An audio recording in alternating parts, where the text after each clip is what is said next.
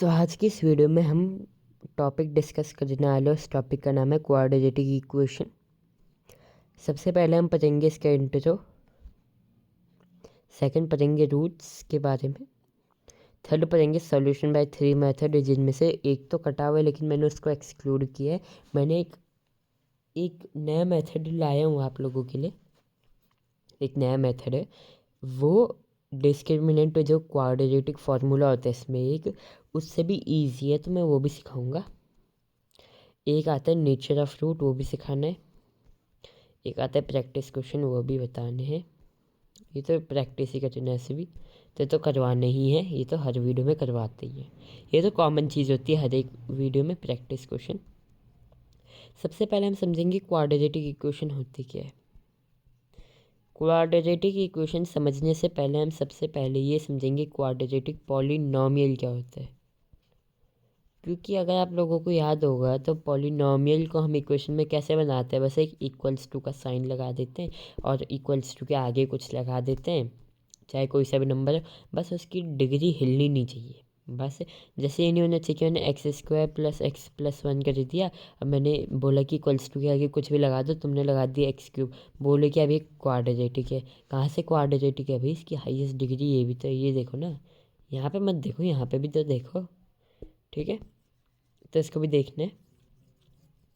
इसको देखते हुए हाँ ये बात कह सकता हूँ मैं कि अगर यहाँ पे एक्स स्क्वायर रख दिया प्लस का एक्स माइनस का वन रख दिया और यहाँ पे एक्स रख दिया तो कोई बात नहीं, एक्स एक्स कट भी जाएगा तो एक्स स्क्वायर माइनस वन आ जाएगा, तभी भी कोई बात नहीं। बस हाईएस्ट डिग्री पे कुछ नहीं होना चाहिए। ये भी नहीं लिख सकते तुम वहाँ पे कि एक्स स्क्वायर, यहाँ पे नहीं लिख सकते क्योंकि तुमने एक्स स्क्वायर लगा, ये और ये कट जाएगा तो ये क्वाड्रेटिक बची नहीं है, तो लीनियर बन गई। ये तो लीनियर बन गई ना, तो क्वाड्रेटिक का सवाल ही नहीं बना फिर। क्वाड्रेटिक एक ऐसा पॉलिनॉमियल है जिसकी डिग्री टू होनी चाहिए। जिसकी डिग्री क्या होनी चाहिए, टू होनी चाहिए। अब भाई टू डिग्री के कितने पॉलिनॉमियल बन सकते हैं, इनफाइनाइट पॉलिनॉमियल बन सकते हैं। इनफाइनाइट क्योंकि नंबर इनफाइनाइट है, कांस्टेंट इनफाइनाइट है, पॉलिनॉमियल भी तो इनफाइनाइट बन सकते हैं ना, ठीक है। अब हम जानेंगे रूट्स के बारे में कि रूट्स होते पर होते क्या हैं इसके। क्वाड्रेटिक इक्वेशन बोल लो, पॉलिनॉमियल बोल लो। तो पॉलिनॉमियल चैप्टर पढ़ा था, पॉलिनॉमियल चैप्टर में क्या बोला था कि कोई भी अगर लेटे से पॉलिनॉमियल पी एक्स है और यहाँ पे कोई सा भी पॉलिनॉमियल है, मैंने ले लिया quadratic polynomial x square plus x plus one, ठीक है। तो एक्स की कोई ऐसी वैल्यू बताओ जिसमें ये पूरी वैल्यू ज़ीरो आ जाए और ये वाली वैल्यू भी ज़ीरो हो जाए। एक्स की कोई ऐसी वैल्यू कि ये वाली वैल्यू पूरी ज़ीरो हो जाए, बताओ। नहीं, यहाँ पे नहीं है इन दिस केस, लेकिन जैसे ही मैंने यहाँ पे टू एक्स लिख दिया, अब बिल्कुल है, अब तो बिल्कुल है। क्या होगा सॉल्यूशन, माइनस वन सॉल्यूशन है कि नहीं है, बताओ जल्दी। माइनस वन सॉल्यूशन है कि नहीं है, ठीक है भाई। अब देखो, हमने समझ लिया क्वाड्रेटिक इक्वेशन क्या होती है, क्वाड्रेटिक पॉलिनॉमियल क्या होता है, इसके रूट्स क्या होते हैं। अब मैंने बोला कि सॉल्यूशन निकालने तीन मेथड से, तो पहले तो तीन मेथड के साथ साथ थोड़ी सी प्रैक्टिस भी करेंगे। पहला मेथड, क्योंकि बिना प्रैक्टिस के तो मैथ समझ में ही नहीं आएगी ना, ऐसे रट्टा थोड़ी ना मरवाने। सबसे पहले by factorization. Factorisation so factorisation से क्या होता है, फैक्टराइजेशन को मिडिल टर्म स्प्लिटिंग भी कहते हैं, लेकिन इसको कहना थोड़ा सा वो होगा, क्योंकि क्योंकि यहाँ पे जो फैक्टराइजेशन वर्ड हमने इसीलिए यूज़ किया है क्योंकि हम पूरे उसको फैक्टराइज कर दे, जैसे x square plus two x plus one की हमने जब बात करी तो हम इसके ऊपर फैक्टराइज करेंगे। लेकिन अब अगर आप लोग बोलोगे मिडिल टर्म स्प्लिटिंग, तो मैंने बस क्या किया, ये कर दिया मैंने, एक्स स्क्वायर यहाँ पे प्लस का एक्स यहाँ पे प्लस का एक्स यहाँ पे प्लस का, क्या ये पूरा हो पाया है, क्या पूरा मिडिल टर्म स्प्लिटिंग हो गई है, मिडिल टर्म स्प्लिटिंग हो गई। फैक्टराइजेशन हुआ है, बिल्कुल नहीं हुआ। तो कहाँ से मेथड हुआ भाई, तो फिर ये कहाँ से मेथड हुआ बताओ। तो हमने क्या बोलना है, फैक्टराइजेशन करना है। मिडिल टर्म स्प्लिटिंग के बाद फैक्टराइजेशन जब हम करेंगे तो हमारा आंसर आएगा एक्स जब हमने यहाँ से कॉमन लिया तो एक्स प्लस वन आया, और प्लस वन जब हमने यहाँ से कॉमन लिया तो वापस से एक्स प्लस वन आया। कोई बात नहीं है कि कॉमन फैक्टर भी आ रहे हैं, तो एक्स प्लस वन और एक्स प्लस वन। अब मुझे एक चीज़ बताओ, किसी भी इक्वेशन में अगर कोई ऐसी सिचुएशन बन रही है वो ज़ीरो के इक्वल, कोई सा भी नंबर किसी से भी मल्टीप्लाई करके ज़ीरो के इक्वल कब आता है? जब या तो नंबर ज़ीरो है, तो जिससे मल्टीप्लाई हो रहा है वो ज़ीरो है ना। तो एक्स प्लस वन ज़ीरो हो गया तो एक्स प्लस वन ज़ीरो होगा। सो एक्स के दो सोल्यूशन आ गए, minus one comma minus one. हालांकि एक ही सॉल्यूशन है, लेकिन क्योंकि ये क्वाड्रेटिक इक्वेशन है तो इसके दो सॉल्यूशन होंगे।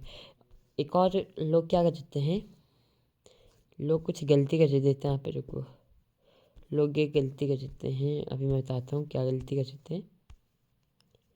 लोग बोलते हैं पॉलिनॉमियल का जो पॉलिनॉमियल मेकर फॉर्मूला होता है, जो शायद मैंने कराया था, मुझे याद नहीं है, कोई बात नहीं, अभी देख लेना। पॉलिनॉमियल मेकर फॉर्मूला होता है कि एक्स स्क्वायर प्लस, अच्छा इसी चैप्टर में, सॉरी, इसी चैप्टर में, x square plus alpha plus beta, x square minus alpha, x square minus alpha plus beta x, नहीं अल्फ़ा बीटा तो पॉलिनॉमियल में ही था, तो ये तो पॉलिनॉमियल का है। लेकिन शायद मैंने पॉलिनॉमियल के डिवीजन में नहीं कराया होगा, ये बात छूट गई होगी, तभी आप देख लो ये होता है क्वाड्रेटिक मेकर फार्मूला। अगर करा भी दोगी तो कोई बात नहीं, रिवीजन हो जाएगा। यहाँ पे अल्फ़ा और बीटा ज़ीरोज़ हैं पॉलिनॉमियल के, ठीक है। तो यहाँ पे बहुत से लोग क्या कर सकते हैं, ऐसे याद रखते हैं कि जैसे मैंने अभी वो लिखी थी ना, x square plus two x plus one. तो बहुत लोग क्या कर देते हैं कि इसको इससे पूरा मेल जोल कर देते हैं, लेकिन ऐसा नहीं है, ये दोनों बहुत ज़्यादा डिफरेंट है, ये दोनों इक्वल हो ही नहीं सकते। इक्वल क्यों नहीं हो सकते? चलो मान लिया अल्फ़ा प्लस बीटा है, तुमने बोल दिया टू के इक्वल है, क्या अल्फ़ा इंटू बीटा वन के इक्वल है? हाँ यहाँ पे है, लेकिन अगर मैंने कोई ऐसी इक्वेशन दे दी जैसे two x square minus five x plus का थ्री, कुछ ऐसी इक्वेशन दे दी, तो alpha plus alpha into beta ये थोड़ी ना है, अल्फ़ा इंटू बीटा ये और ये है, ठीक है। तो ऐसे इसको रिलेट नहीं करना है, मैं तो यही एडवाइस करूँगा, बाकी तुम्हारी मर्जी, तुमको जैसे याद हो रहा है बस याद होना चाहिए, ये तो मैं कहूँगा, ठीक है। सेकेंड मेथड आता है क्वाड्रेटिक फार्मूला वाला।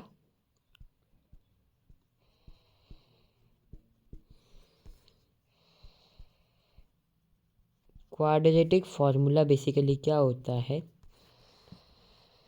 x is equals to minus B plus minus under root of B square minus four A C whole divided by two है। अब बोलोगे भाई ये क्या लिख दिया, भाई यही है जो तुमको याद करना है, लेकिन अगर जिसको कैलकुलेशन में थोड़ी सी मिस्टेक वगैरह होती है तो वो उसके लिए मैं एक बताता हूँ कि क्या करो। तुम लोग जो है डी मान लो, किसको मानो डी, ये अंदर रूट वाली चीज़ है, क्योंकि लोग यहीं भी गलती कर देते हैं। तो डी को मान लो B square minus four A सी। अब तुम बोलोगे भाई ये तो एक ही सॉल्यूशन, दो सॉल्यूशन का है, भाई ये भी तो देखो प्लस माइनस है, तो दो सॉल्यूशन कैसे निकलेंगे, एक बार प्लस करो और एक बार माइनस करो तो आंसर आ जाएगा कि नहीं आएगा। B square minus four A C answer आ गया। हम B square minus four A सी को अगर हमने डी ले लिया तो हम इसको सिंपल करके ऐसे नहीं लिख सकते कि minus B plus minus under root of D divided by two A, ठीक है। तो ये बन जाता है बेसिक जो होता है। तो किसी भी क्वेश्चन में, अब हम नेचर ऑफ रूट्स भी डिस्कस करेंगे इसके बाद, क्योंकि क्वाड्रेटिक फार्मूला के बाद ही नेचर ऑफ रूट्स को डिस्कस किया जाता है, ये यूनिवर्सल चीज़ है। क्योंकि जब नई नई चीज़ें सीखते हैं तब दिमाग थोड़ा सा ज़्यादा चलता है, और नेचर ऑफ रूट्स इसी कॉन्सेप्ट पे बेस्ड है, नेचर ऑफ रूट्स इसी कॉन्सेप्ट पे बेस्ड है। अभी हम दिखाएंगे कैसे। तो सबसे पहले दो तीन एग्जाम्पल करें। ले लो कोई सा भी, जैसे ले लो एक इजी वाला देते हैं, इजी है x minus one two x minus one, इसके ज़ीरोस फाइंड करो। भाई ये तो बहुत इजी हो गया यार, चलो डी फाइंड कर लो, चलो डी फाइंड कर लो इसका, और ज़ीरोस भी, ज़ीरोस तो किसी ने भी ढूंढ लिए होंगे कि पहले एक या दो सेकंड में ज़ीरोस पता चल गए होंगे कि एक्स की वैल्यू ये 2 आ रही है। भाई अब डिस्क्रिमिनेंट निकालने के लिए थोड़ी सी मेहनत करनी होगी, निकल जाएगा डिस्क्रिमिनेंट भी। क्या करना होगा, इसको इससे मल्टीप्लाई करना होगा। पहला आ जाएगा 2x², पहला आ जाएगा क्या, 2x² आ जाएगा। फिर क्या आएगा, माइनस का x और माइनस का 2x माइनस का 3x आ जाएगा और प्लस का 1 आ जाएगा। This will all equals to 0। अब देखो एक बार ध्यान से कि यहाँ पे क्या हाफ चल रहा है। जब हमने हाफ और 1 लिया था सोल्यूशन, क्या यहाँ पे हो रहा है हाफ और 1 सोल्यूशन। हाँ, 1 + 2 3 हो गया, -3 0। और हाफ से देखते तो 1/2 बन जाएगा, हमने हाफ लिया। माइनस का 3/2 लेते तो माइनस का 1 बन गया और माइनस का 1 और यहाँ पे प्लस का 1 0 है। अब डी के वैल्यू मैंने क्या बताई थी, डी के वैल्यू बताई थी यानी b² - 4ac। b² के वैल्यू साइन के साथ लेनी है तो -3 का होल स्क्वायर माइनस का 4ac। 9 - 8 1 आ गया। अब अगर हम इसके रूट्स की बात करेंगे, डिस्क्रिमिनेंट से अगर हम निकालने की बात करेंगे रूट्स, सो d = -b ± √d / 2 है। अब यहाँ पे काम आएगा जब मैं कहता साइन के साथ क्यों लेना है। तो अगर तुमने क्या होगा डायरेक्ट -b को -3 ले लिया तो गलत है, क्योंकि b की वैल्यू खुद -3 है, तो माइनस ऑफ माइनस का 3 प्लस माइनस √1 आ जाएगी। डी की वैल्यू 2 है तो 2 ही है। अब एक बार 2 सोल्यूशन ऐसा आ गया, 3 - 1/2 और 3 + 1/2 1/2। यहाँ पे आ जाएगा 1 आंसर और यहाँ पे आ जाएगा 4 आंसर, नहीं 2। ठीक है, यहाँ पे आ जाएगा दूसरा आंसर क्या, 2 आ जाएगा, क्योंकि √1 1 ही तो होते हैं ना। तो 3 + 1 और 3 - 1 आ जाएगा। आएगा कि नहीं आएगा। अब तुम लोग सोचोगे भाई रूट्स पहले अलग आ रहे थे अब अलग क्यों आ रहे, रूट्स पहले अलग आ रहे थे अब अलग क्यों आ रहे हैं। अब ये सुनो इसका रीज़न। डिस्क्रिमिनेंट जब हमने 1 निकाला तो जैसे हमने यहाँ पे पुट किया था, यहाँ पे 2 अलग अलग वैल्यू आई, पर पहले अलग अलग वैल्यू आ रही थी। ऐसा क्यों, और यहाँ पे अलग अलग वैल्यू भी चल रही थी। तो ज़रूरी नहीं है कि क्वाड्रेटिक इक्वेशन के 2 रूट हों। क्वाड्रेटिक इक्वेशन के 2 से ज़्यादा भी रूट्स हो सकते हैं। क्वाड्रेटिक इक्वेशन के 2 से ज़्यादा भी रूट्स हो सकते हैं। जैसे देखो 1 तो दोनों में सेम ही आते हैं ना, 1 तो दोनों में सेम ही है। ठीक है। अब हम आगे की बात करेंगे जब नेचर ऑफ रूट्स की, तो नेचर ऑफ रूट्स भी यहीं से ही आता है। एक यहीं से कॉइन फ्लिप हुआ है नेचर ऑफ रूट्स का, तभी हम उस पर डिस्कस करेंगे। ठीक है। तो अभी हम जानेंगे ये होता पर होता क्या है। तो नेचर ऑफ रूट्स होता है only based on discriminant D D D. जब डी 0 से बड़ा होगा, जब डी 0 से छोटा होगा, जब डी 0 के इक्वल होगा। तो जब डी 0 से बड़ा होगा तो रियल रूट्स आएंगे और क्या आएंगे, डिस्टिंक्ट आएंगे। एंड डिस्टिंक्ट का मतलब है कि अलग अलग आएंगे, ये नहीं कि सेम आएंगे, दूरी पे होंगे। डिस्टिंक्ट मतलब दूरी। डी इज स्मॉलर देन 0 पे इमेजिनरी रूट्स आएंगे, नो रियल रूट्स आएंगे। और डी इज इक्वल्स टू 0 पे इक्वल रूट आएंगे। अब बोले कि डी इज इक्वल्स टू 0 पे ऐसी क्या खास बात है। यहाँ पे डी के वैल्यू 0 पुट करो तो जो प्लस माइनस का साइन था तो डी के साथ था ना पूरा, है ना। वो तो डी के साथ था, तो इसीलिए। और डी <0 मतलब डी नेगेटिव में, तो वो कैसे, वो इमेजिनरी क्यों है। √ऑफ नेगेटिव किसी भी नंबर का हमेशा इमेजिनरी होता है, वो अलग बात है। 11th में इसको आयोटा से डिनोट कर देते हैं, पर ये भी इमेजिनरी ही नंबर है। आयोटा आई से डिनोट कर देते हैं √(-1) को। This is 1। ठीक है। अब हमने आगे की बात करी तो देखो, एक मैं सिखाया था आपको तीसरा मेथड, उसका हम करेंगे प्रैक्टिस, क्योंकि नेचर ऑफ रूट्स भी कंप्लीट हो चुके हैं। अब हम आगे देखते हैं, एक और मेथड बताता हूँ। तो एक नया मेथड सिखाता हूँ अभी, ठीक है। एक नया मेथड है, जैसे कोई सी भी क्वेश्चन ले लो। कौन सी क्वेश्चन लोगे? चलो एक इक्वेशन मैं ही दे देता हूँ। एक इक्वेशन है एक्स स्क्वायर, ये नहीं कोई इजी वाली तो रहने दो, ये देते हैं 16x² माइनस का 24x माइनस का 1, दिस विल इक्वल्स टू 0। तो एक क्वेश्चन के हिसाब से, मतलब जो मेथड है उसके हिसाब से क्या हो रहा है कि हमको सबसे पहले ये चीज़ माइनस में चाहिए। अगर ये चीज़ प्लस में है तो हमारा आंसर नेगेटिव में आएगा, अगर ये नेगेटिव में तो हमारा आंसर पॉजिटिव में आएगा। तो ये देखो, अगर ये नेगेटिव में है तो मैंने क्या बोला है, पॉजिटिव में आएगा। मतलब कि जो अल्फ़ा प्लस बीटा है, क्या वो 24 आएगा? वही quadratic form polynomial maker formula के उससे ही बोल रहा हूँ मैं कोई एक्स्ट्रा चीज़ नहीं बता रहा हूँ। तो क्या अल्फ़ा प्लस बीटा का 24 है, तो क्या alpha plus beta divided by 2 क्या 12 के इक्वल आएगा कि नहीं आएगा? अब एक चीज़ बताओ, हाँ, अगर ये अल्फ़ा है और ये बीटा है, इन दोनों की डिस्टेंस अगर हमको गिवन है 24 सेंटीमीटर, इनके हाफ पे कोई आ गया, मिड पॉइंट पे एकदम कोई आके खड़ा हो गया, वो है 12, ठीक है। तो क्या है, ये कुछ डिस्टेंस इसके यहाँ से होगा, कुछ डिस्टेंस इसके यहाँ से होगा। अगर हम पीछे चलते तो माइनस का होता है, तो यहाँ पे आ जाता है 12 माइनस ए ले लो, चलो समथिंग कुछ ए होगा, ए डिस्टेंस पर। अगर ये मिड पॉइंट है तो ए की डिस्टेंस यहाँ पे भी होगी, तो 12 प्लस ए होगा कि नहीं होगा?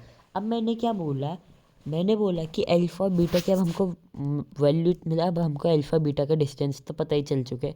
एक है 12 माइनस अल्फ़ा और एक है 12 माइनस ए, सॉरी, एक है 12 माइनस ए और एक है 12 प्लस ए। और रूट्स यही हैं, ए रूट नहीं है, हाँ ये याद रखना, रूट ये हैं दोनों। अब मैंने क्या बोला कि ये इक्वल है किसके, alpha into beta which is 16 into minus का 1 माइनस का 16 आ गया। अब इनको जब हमने वो किया तो ये खुलते हैं ए प्लस बी और ए माइनस बी में, आइडेंटिटी ए स्क्वायर माइनस बी स्क्वायर, और यहाँ पे माइनस का 16 है, तो माइनस का ए स्क्वायर की वैल्यू क्या आ जाती है यहाँ से, माइनस का, वो भी माइनस का उधर चले गया तो 0 आ गया, 516 आ गया, 160 आ गया। आया कि नहीं आया? ठीक है, इससे ये कट गया, ए की वैल्यू क्या, plus minus under root of 160 आ गई, ए की वैल्यू क्या, plus minus under root of 160 आ गई। अब हमने जो ए की वैल्यू निकाली है, ज़रूरी नहीं है कि वो अंडर रूट का हमेशा होल नंबर ही आए, वो कुछ ऐसे भी आ सकते हैं जैसे मैंने अभी निकाला, ठीक है, जैसे मैंने अभी निकाला, ये कुछ ऐसे भी आ सकती है। अब हमने क्या बोला कि ये तो रूट है नहीं, रूट्स तो ये हैं, तो पुट करो 10 में, एक बार पुट करो 12 प्लस अंडर रूट ऑफ 160 आया आंसर, और एक आया 12 minus under root of 160 answer, ठीक है। हाँ, अलग बात है, 160 को भी खोल सकते हैं हम, मतलब 160 के बाहर भी निकाल सकते हैं कि कुछ आएगा बाहर, पर उसको रहने दो अभी। क्या आएगा, 4√10 ही तो होगा, यहाँ पे 4√10 4√10 वही तो आएगा ना, कि और कुछ भी आएगा, 4√10 ही तो आएगा। अब हम आगे, ये वाला मेथड अगर आपको क्लियर है तो डिस्क्रिमिनेंट यूज़ करने की जरूरत नहीं है। अगर कोई शॉर्ट मेथड छोटा मोटा क्वेश्चन पूछा होगा तो 1-2 मार्क्स का, ठीक है। अब बात कर लेते हैं लास्ट प्रैक्टिस क्वेश्चंस की, उसके बाद चैप्टर ख़त्म। प्रैक्टिस क्वेश्चंस में होमवर्क दे रहा हूँ, अगर तो आपको पता ही शॉर्ट्स में आंसर देता रहता हूँ मैं। तो सुनो, वर्ल्ड प्रॉब्लम भी होगी ये। चलो वर्ल्ड प्रॉब्लम को यहाँ पे डिस्कस कर लेते हैं। हाँ ये भी बात है, वर्ल्ड प्रॉब्लम को यहाँ पे डिस्कस कर लेते हैं। उसके बाद में दूसरे क्वेश्चन को देखेंगे, जब शॉर्ट शॉर्ट होंगे मैं वो तुमको दे दूँगा। एक क्वेश्चन है, एक पेज है मेरे पास जिस पे प्रीवियस ईयर क्वेश्चंस भी हैं। तो मैं क्वेश्चन बताता हूँ आपको। 7 years ago Varun age was 5 times the square of Swati age. 3 years hence Swati age will be 2/5 of Varun's age. Find the present ages. सबसे पहले इक्वेशन बनाने के लिए हमको क्या चाहिए होता है, लेफ्ट और राइट इक्वल होने चाहिए। लेफ्ट और राइट इक्वल होने चाहिए। उसने बोला 7 साल पहले, लेट से वरुण की एज थी पहले, वरुण की एज थी पहले एक्स, ठीक है। उसने बोला 7 साल पहले, मतलब कि x-7। उसने क्या बोला, x-7। और वो वरुण की एज अगर ये तो वाई है स्वाति की एज। x-7 क्या बोला उसने, 7 years ago Varun's age was 5 times the square of Swati age. 5 into Y square. अब आप बोलोगे ना यहाँ पे 5 इंटू में क्यों किया, आप लोग ये सोच रहे होंगे ना मैंने यहाँ पे 5 इंटू में क्यों किया। तो सुनो सुनो, क्योंकि उसने बोला है हमको, देखो जैसे कोई चीज़ है 10 kg की। अब मैंने बोला कि जो 10 kg की चीज़ है 2 times है 5 kg वाली चीज़ के, होगा कि नहीं होगा। ये 2 times है 5 kg वाली चीज़ की। अब मैंने क्या बोला, इन दोनों को तराजू पे रखना है। तो मैंने 2 times इसमें मल्टीप्लाई कर देना, कि 2 times इसमें मल्टीप्लाई कर देना, सो दैट कि ये दोनों इक्वल हो जाए। ऑफकोर्स ही बात है, स्मॉलर वाले में ही करेंगे। तो मैंने कर दिया, वो जो ऊपर किया मैंने यही तो किया, मैंने यही तो किया। अब दूसरा क्वेश्चन, दूसरा पार्ट उसी में ही बोलता है कि 3 years हैंस, मतलब कि x+3, 3 साल के बाद क्या होता है, Swati age will be 2/5 of the Varun age. Swati की एज हो जाती है और 2/5 हो जाती है वरुण की एज में। तो हम क्या करेंगे बताओ, इक्वेशन क्या बनेगी इसकी, जल्दी बताओ। हाँ इसकी इक्वेशन बनेगी, अगर x+3 इसका ये है, सो इसकी इक्वेशन बनेगी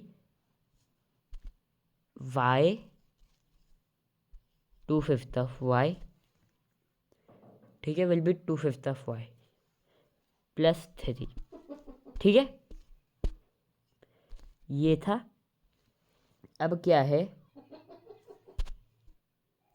ठीक है, y+3 का 2/5 है।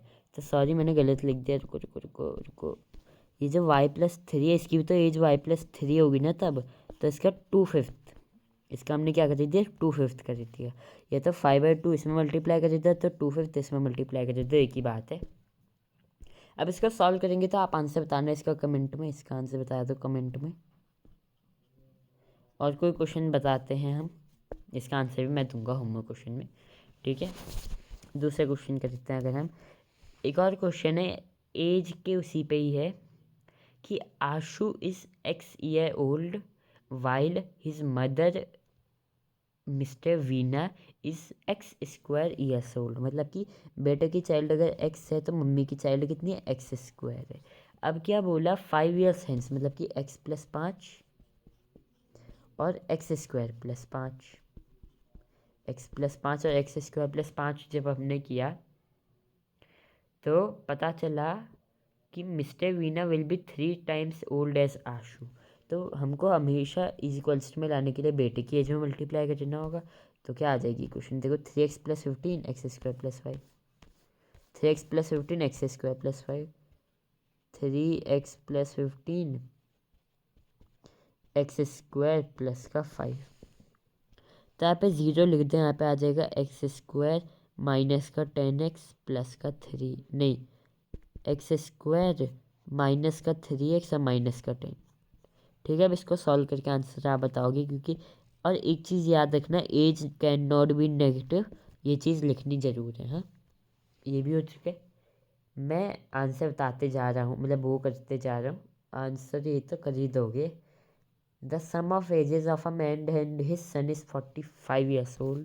तो मैन की एज और उसके बेटे की एज, मतलब क्या, मैन की एज x है तो उसके बेटे की एज ऑफकोर्स ही बात है 45 - x, क्योंकि ये दोनों का सम हुआ है 45। 5 ईयर्स एगो मतलब 5 साल पहले, जबकि x-5 हो जाएगा। यहाँ पे क्या हो जाएगा 45 - 5 के, तो 40 - x हो जाएगा। ठीक है। The product of their ages was 4 times the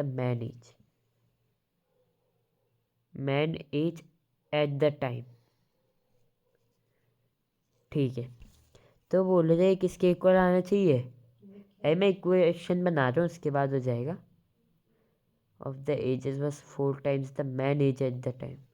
4 times the man age of that time is man of that time is x-5 age of man. इसका सॉल्व कर देना, आंसर आ जाएगा। इसका आंसर भी कमेंट में बताना। ठीक है, अब देंगे हम होमवर्क क्वेश्चन। तो होमवर्क क्वेश्चन इजी देने की, हार्ड बताओ। बेसिक वालों को तो इजी देंगे, स्टैंडर्ड वालों को तो हार्ड ही देंगे। सबसे पहले बेसिक वालों का एक सवाल, बेसिक वालों का एक सवाल है, बेसिक वालों के लिए। हाँ, ये सवाल तो बेसिक वालों का सवाल है कि 2 सक्सेसिव इंटीग्रल है जिनका मल्टीपल है जो 5 के मल्टीपल है। 5 के जो मल्टीपल है, मतलब कि सक्सेसिव, मतलब कि ऐसे अगर 5 × 1 होगा तो इसका सक्सेसिव होगा 5 × 2, ऐसे की बात करना चाह रहे हो। तो इनका आ रहा है 300। तो हमको इसके मल्टीपल बताने की क्या किया है, जैसे 5 × x किया और 5 × y किया। इन दोनों का प्रोडक्ट जो है, इन दोनों का जो प्रोडक्ट है वो आ रहा है 300 के इक्वल। तो हमको फाइंड करना है कि x और y है पर है क्या। ठीक है, और सक्सेसिव है तो जल्दी से बताना दूसरे वाले का होगा पर होगा, दूसरे वाले का होगा क्या। अगर एक एक्स है तो दूसरा सक्सेसिव में है तो दूसरा क्या होगा। इतनी बड़ी हिंट दे दी, आ ही क्या होगा। तो लिख लेते हैं 5 × x और 5 × y। वाई के लिए बताने, सबसे पहले तो आप वाई के लिए कमेंट में बता दो, बाकी तो हो ही जाएगा। इन दोनों का मल्टीपल आ रहा है कितना, 300। 16th क्वेश्चन है बेसिक का 17th क्वेश्चन लेते। चलो बेसिक के लिए 17th। The 2 natural number which differ by 3। 2 natural number जो 3, उनका डिफरेंस 3 है और उनके स्क्वायर का सम 117 है। मतलब कि x-y 3 है और x² - y² 117, नहीं प्लस y² 117 है। आंसर बताओ। अब लास्ट है बेसिक वालों के लिए, 20th क्वेश्चन दे रहा हूँ बेसिक वालों के लिए last. Determine 2 consecutive multiples of 3 whose product is 270 और मल्टीपल होंगे कॉन्जिक्यूटिव 3 के। अब है बात करते हैं हम स्टैंडर्ड वालों के लिए। तो 16th क्वेश्चन स्टैंडर्ड वालों के लिए। The difference of 2 number is 4, x-y का डिफरेंस 4 है। ठीक है, उसके बाद क्या बोला है, of if the difference of the reciprocal is 4/21। Difference of the reciprocal, इसके क्वेश्चन मैं नहीं बताऊंगा, इसकी क्वेश्चन आपको कमेंट करके बताने, क्योंकि बहुत इंपॉर्टेंट है। इससे मैं बताना चाहता था ऐसे। चलो इसका आंसर मैं बता देता हूँ, इक्वेशन बता देता हूँ, क्योंकि इसकी इक्वेशन थोड़ी सी टफ होती है। अब बता गया 1/x ग्रेटर है, तो 1/x ग्रेटर होगा कि 1/y ग्रेटर होगा। x ग्रेटर है तो 1/x स्मॉल होगा, तो 1/y - 1/x की वैल्यू 4/21 होगी। ठीक है, अब समझ में आया। ओके, 17th क्वेश्चन है, नहीं 17th नहीं, अब क्वेश्चन है 19th क्वेश्चन। बताओ the sum of 2 number 16, sum of 2 number 16 x + y 16। ठीक है, the sum of the reciprocal is 1/3, 1/x + 1/y। यार कट क्यों हो गया, चलो ऐसे बना लेते हैं। 1/x + 1/y is 1/3। वैसे लैंडस्केप मोड करते हैं ना। 1/x + 1/y is 1/3। तो हमको बताना है वैल्यू क्या है एक्स और वाई की। 20th क्वेश्चन बोल रहा है, 20th नहीं, कोई अच्छा क्वेश्चन देते, 24th क्वेश्चन देते। चलो 24th क्वेश्चन बोलता है natural number 1 increase by 12 equals 160 times it's reciprocal, find the number. अब मैं इसकी क्वेश्चन नहीं बताऊंगा, इसकी क्वेश्चन आपको सॉल्व करनी है और आंसर मुझे बताना है। एक और बार रिपीट कर देते तो a natural number when increased by 12 is equals to 160 times its reciprocal, find the number, NCERT exam plus में भी है इसका क्वेश्चन, जिसके पास होगी वो देख लेना, बस आंसर मत देखना. So hope you guys enjoyed this video. Leave a like if you enjoyed it, and thanks for watching.